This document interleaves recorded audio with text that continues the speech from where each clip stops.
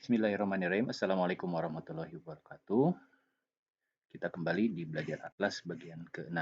Pada bagian ini kita akan mempelajari 3 indeks kertas kerja pemeriksaan, yaitu B260 terkait dengan pakar auditor, kemudian B270 pakar manajemen, dan B280 yaitu terkait dengan evaluasi komitmen dan kontingensi.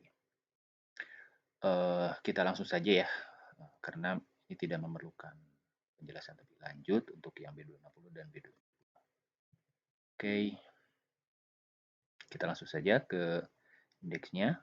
Yang pertama yaitu B260. Jadi di dalam indeks ini kita akan melakukan evaluasi atas penggunaan dari ahli atau pakar auditor. Jadi ahli atau pakar itu adalah ahli atau pakar yang di-hire baik oleh klien maupun oleh akuntan publik untuk menunjang pekerjaan pelaksanaan dari audit. Kita kembali ke soal ya di tugas 1. Jadi di dalam tugas 1 itu terdapat dua ahli yang di-hire oleh klien, yaitu untuk penilai aset dan untuk kepentingan pajak. Nah, jadi teman-teman di indeks ini tinggal mengisi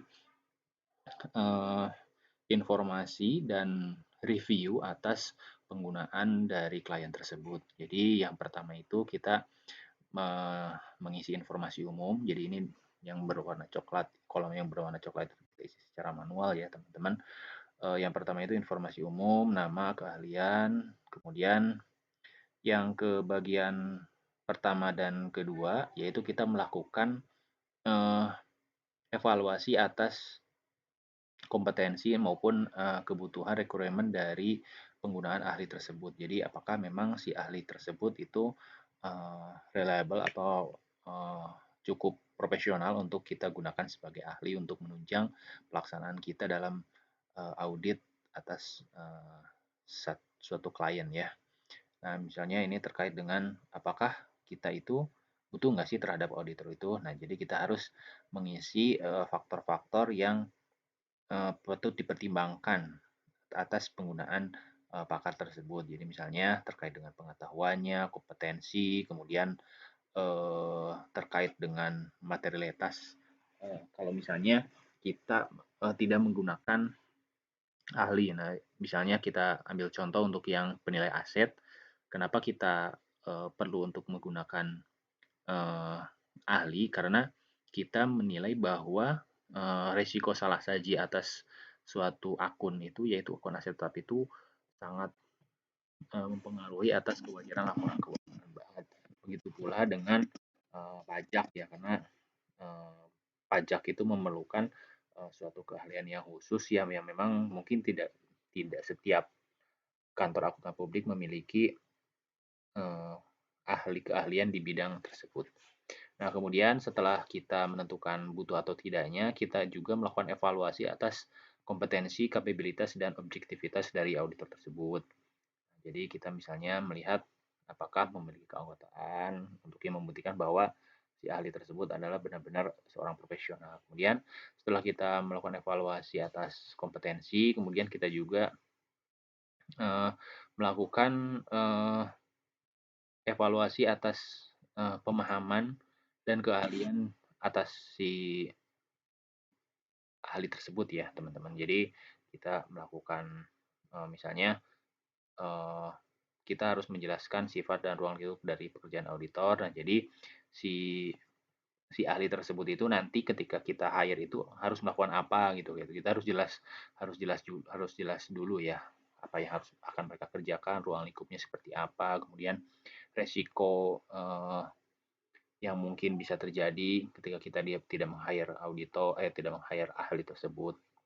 Nah, kemudian yang selanjutnya kecukupan pekerjaan. Nah, suatu pekerjaan dari ahli itu akan cukup apabila seperti apa gitu. Jadi apakah mereka melakukan evaluasinya itu secara profesional atau tidak, terus bagaimana kita menilai apakah suatu bukti itu sudah cukup atau tidak gitu. Jadi ini kebutuhan yang diinginkan oleh kita atas kita melakukan kita meng-hire atas si ahli tersebut. Oke, kalau misalnya kita sudah mengisi atas kolom-kolom tersebut, maka kita bisa mengisi kesimpulan, menurut kita itu apakah tujuan audit itu, eee, apakah si mempekerjakan auditor itu sudah memadai atau tidak. Nah, kita klik memadai ya, atau terserah dari teman-teman kesimpulannya seperti apa. Nah, setelah kita mengisi kesimpulan, maka status kertas kerjanya itu akan komplit. Oke, saya rasa cukup untuk yang indeks terkait dengan penggunaan ahli atau pakar auditor. Kemudian indeks selanjutnya yaitu terkait dengan penggunaan pakar manajemen. Kalau kita melihat di soal, memang tidak ada informasi KAP itu menggunakan pakar manajemen ya teman-teman. Jadi kita bisa mengklik tidak menggunakan pakar manajemen. Tapi kalaupun misalnya iya, teman-teman bisa menambahkan ya atau mempelajari apa aja sih yang dimaksud dengan ahli manajemen itu. Nah, sebenarnya hampir mirip dengan pengisian kolom-kolom untuk yang pakar auditor ya teman-teman. Jadi terkait dengan kompetensi, kemudian ruang lingkup dan sebagainya. Nah, nanti kalau misalnya sudah diisi, sudah memahami, maka teman-teman bisa mengisi kesimpulannya apakah sudah memadai atau tidak. Oke, ini juga saya rasa tidak terlalu rumit ya teman-teman.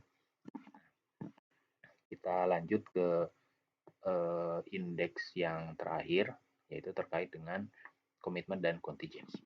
Jadi sebelum kita mengisi komitmen dan kontingensi, ada baiknya kita refresh kembali ya terkait dengan dari liabilities contingency itu ya. Jadi teman-teman bisa melihat di PSAK 57 terkait dengan liability contingency. Jadi liability contingency itu adalah suatu kewajiban yang mungkin timbul ya, yang mungkin timbul di masa depan karena ada suatu kegiatan ataupun suatu aktivitas di tahun berjalan. Misalnya adanya terkait si klien itu tersangkut oleh sengketa misalnya atau adanya pengadilan pajak misalnya yang apakah di hasil pengadilan pajak itu akan menjadi menambahkan beban pajak, utang pajak di tahun mendatang atau bahkan tidak. Nah, kita melakukan evaluasi atas kemungkinan-kemungkinan tersebut dengan cara melakukan komunikasi dengan klien maupun dengan pihak terkait. Nah, sehingga setelah kita mengumpulkan bukti dan informasi, kita bisa menilai apakah si kontingensi itu dari pengakuan itu kita bisa catat sebagai provisi atau kita cadangkan atau kita catat di dalam laporan keuangan atau kita cukup disampaikan atau dituliskan di dalam catatan atas laporan keuangan sehingga tidak mempengaruhi angka di dalam laporan keuangan di neraca maupun di dalam laporan laba rugi. Oke, kita balik ke indeksnya. Nah, di dalam indeks ini kita hanya kita disuruh untuk memilih apakah prosedur-prosedur yang ada di dalam daftar ini dilaksanakan atau tidak. Misalnya kita melakukan review terkait kontingensi di tahun-tahun sebelumnya. Nah, saya sarankan teman-teman itu mengklik bahwa review itu sudah kita laksanakan ya, langkah-langkah auditnya itu sudah kita laksanakan. Nah, kemudian dari hasil pelaksanaan prosedur itu kesimpulannya itu apa? Misalnya kan, misalnya diskusikan dengan manajemen terkait adanya asuransi untuk melindungi kemungkinan risiko bisnis. Nah, sudah dilaksanakan. Misalnya kesimpulannya itu tidak terdapat risiko bahwa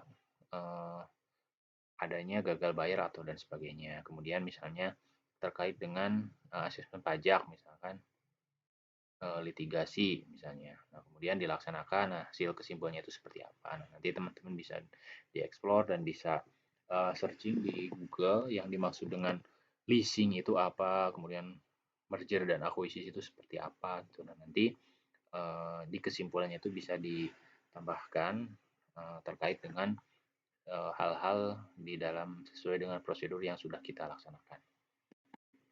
Oke, saya rasa untuk yang 3 indeks ini sudah cukup ya. Nah, jangan lupa juga diisi simpulannya. Jadi bukti auditnya sudah cukup tepat, tetap penilaian komitmennya sudah memadai. Sehingga status kertas kerjanya itu menjadi komplit. Oke, saya rasa untuk 3 indeks audit ini sudah cukup ya, tidak terlalu rumit. Jadi kita hanya melakukan evaluasi untuk yang audit pakar, auditor dan pakar manajemen, sedangkan untuk komitmen dan kontingensi itu kita hanya memilih apakah si prosedur terkait dengan penilaian komitmen kontingensi itu dilaksanakan atau tidak, dan kalau misalnya dilaksanakan itu kesimpulannya itu seperti apa. Coba dari teman-teman nanti bisa dieksplor eh, seperti apa sih hasil dari misalnya kita melakukan review atas litigasi, atas asesmen pajak itu nanti seperti apa hasilnya. Nanti bisa dieksplor juga di buku textbook yang sudah teman-teman baca. Oke, saya rasa sudah cukup untuk yang sesi belajar Atlas untuk sesi 6 ini ya teman-teman, karena hanya 3 indeks dan ketiga-tiganya itu tidak terlalu rumit ya. Oke, baik, saya tutup. Wassalamualaikum warahmatullahi wabarakatuh.